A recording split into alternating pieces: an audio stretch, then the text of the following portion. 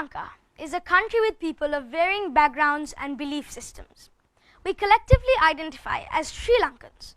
We are all born on this earth and share the same blood. We each have equal rights to traverse the streets and cities and to live as Sri Lankans. We all have the right to practice and manifest our religions as we please, as long as it does not harm the rights of our Sri Lankan brethren. Then why are some of us feeling less equal than others? Honorable Prime Minister Mr. Imran Khan, the year 2020 has been an enormous challenge for the whole world owing to the COVID-19 pandemic. Sri Lanka too has suffered, and in these times, no Sri Lankan has to be a burden on the government. At the same time, the government too must not stand as a burden to its people.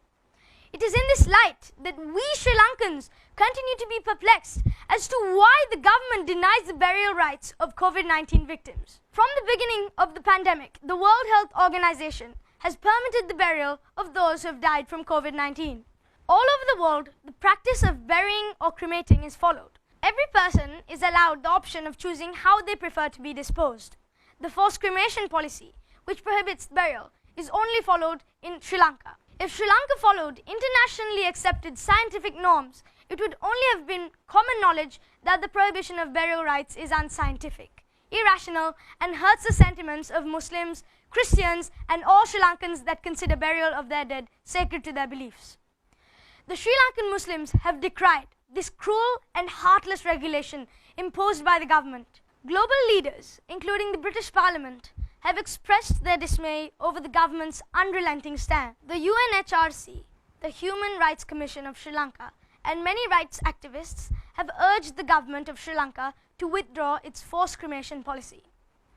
The government of Sri Lanka imposed the responsibility on a committee of experts who eventually recommended that Sri Lanka can permit burials as long as certain criteria are met. Eventually, the same committee of experts refuted claims of waterborne transmission of the virus. These announcements renewed hope that the government would lift its forced cremation policy.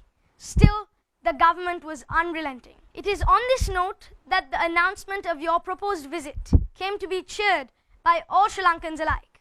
Many Sri Lankans rejoiced over the proposed state visit of the 1992 World Cup winning captain and globally renowned and universally loved Prime Minister of Pakistan. We are aware that your proposed address in the Parliament has been cancelled. This is most likely owing to the possibility of discourse on the matter of burial rights of the COVID dead arising in Parliament. We therefore hope that our appeal to you is heard. We hope that you will heed our request and take up our cause with our leaders.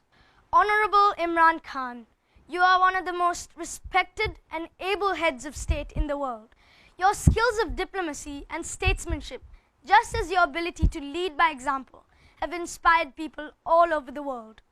Your popularity among Pakistanis, Sri Lankans, and in all parts of the globe continues to grow with every speech you make. You are a champion of the common man. You are also one of Sri Lanka's most dependable allies. Your very recent tweet appreciating the words of our Prime Minister Mahinda Rajapaksa, who announced in Parliament that burial rights of the COVID dead will be restored, drew enormous cheer from all Sri Lankans. My father too publicly endorsed the words of our Prime Minister. However, much to the dismay of all of us, the government retracted on that promise once again. Honorable Prime Minister of Pakistan, we the Muslim community of Sri Lanka, together with other communities, have suffered immensely as a result of this policy. Even a 20-day-old baby wasn't spared from this cruelty. We humbly appeal to you to urgently raise this matter with the Sri Lankan government and enable the restoration of our burial rights.